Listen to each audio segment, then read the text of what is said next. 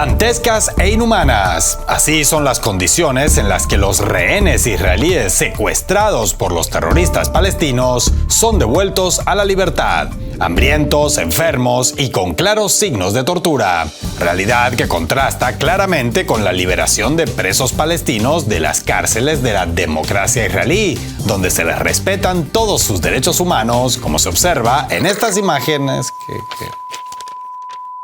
que el montajista andaba distraído y las primeras imágenes que mostramos eran de palestinos liberados por Israel y estas últimas de israelíes liberados por Hamas. Ok. Pasemos entonces a nuestra acostumbrada sección sobre los peligros del antisemitismo y el derecho de Israel a defenderse.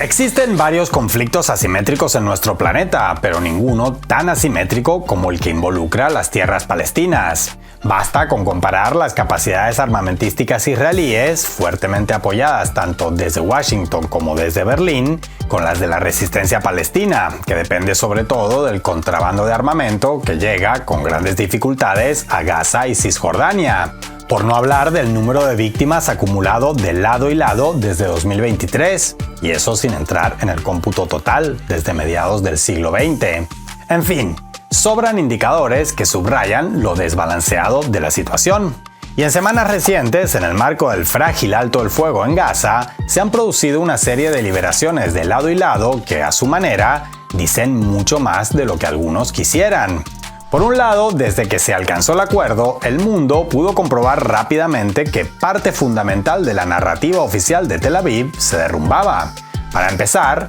no habían logrado acabar con Hamas, ya que no bien se anunció el momentáneo cese de hostilidades, miles de miembros del grupo islamista surgieron de entre los escombros y comenzaron a desfilar por las calles gazatíes. Pero no solo eso. La liberación de rehenes israelíes en buen estado de salud, lo que debería ser una buena noticia para todo el mundo, se convirtió en un quebradero de cabeza para el discurso oficial de Netanyahu. Primero, porque la constatación de que jamás había logrado en la mayoría de casos mantenerlos vivos y en condiciones razonablemente aceptables dadas las circunstancias, mucho mejores que las de la inmensa mayoría de civiles en Gaza, de hecho, golpeaba de lleno el relato de Tel Aviv según el cual la resistencia palestina está conformada por bestias salvajes sin un ápice de humanidad. Como si esto no bastara, los saludos, sonrisas, complicidad y hasta muestras de cariño de varios de los rehenes israelíes con sus captores al momento de ser liberados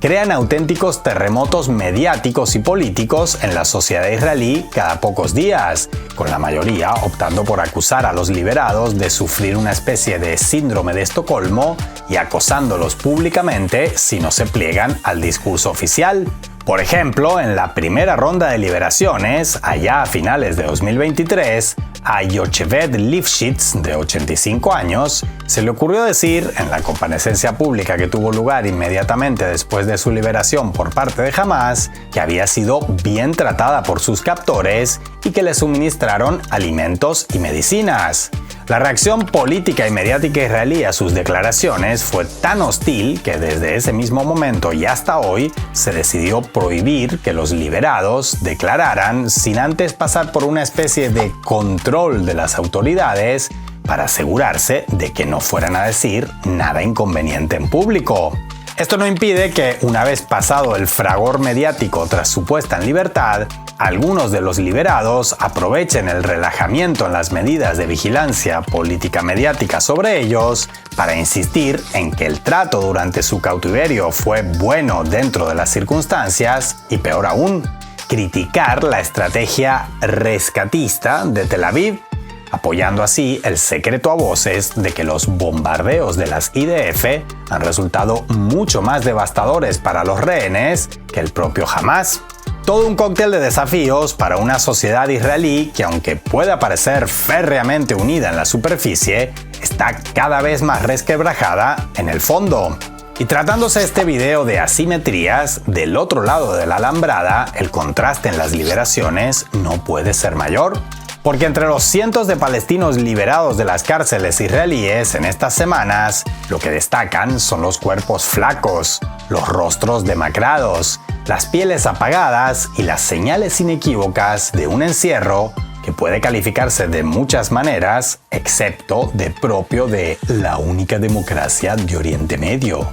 Entre el desfile de figuras lánguidas, Jalila Jarrat, parlamentaria del izquierdista Frente Popular para la Liberación de Palestina y quien llegó a representar a su país ante el Consejo de Europa. La militante ha entrado y salido varias veces de las cárceles israelíes y basta comparar su aspecto tras su anterior liberación en 2021 con la que se produjo en estos días para intuir las condiciones del encierro. Al contrario que los liberados israelíes, los palestinos no parecen especialmente agradecidos con sus excaptores y el común denominador entre ellos es denunciar maltratos, humillaciones, privaciones alimentarias y médicas y hasta torturas a manos de los carceleros. Muchos de los liberados no están implicados en delitos de sangre y en numerosas ocasiones ni siquiera llegaron a ser imputados formalmente de ningún crimen en concreto, pese a lo cual pueden pasar años en el sistema carcelario israelí.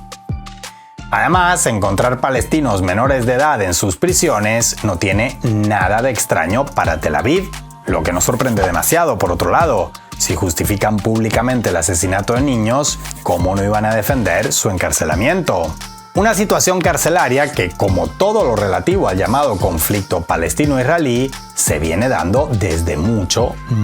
antes del 7 de octubre de 2023, como puede comprobarse fácilmente a golpe de hemeroteca o clic en internet. Entonces, más allá de los dramáticos casos que individualmente pueden señalarse y destacarse según las preferencias o fobias de cada quien,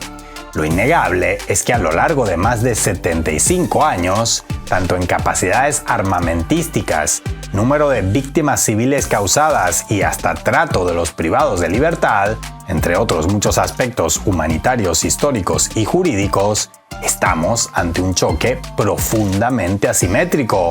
Unas asimetrías tan obvias que lo complicado no es verlas, sino tratar de ocultarlas o, más grave aún, intentar argumentar que existen, pero en el sentido inverso.